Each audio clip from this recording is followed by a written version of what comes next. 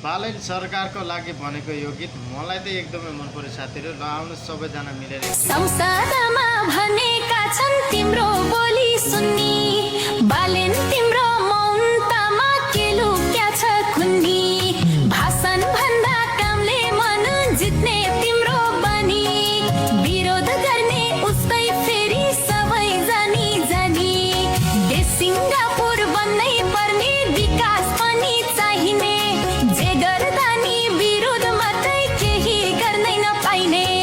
भन्दा भन्दै परिवर्तन चाहिएको छ अहिले, जनता पनि बुझ्ने बनौ सबै भन्दा पहिले।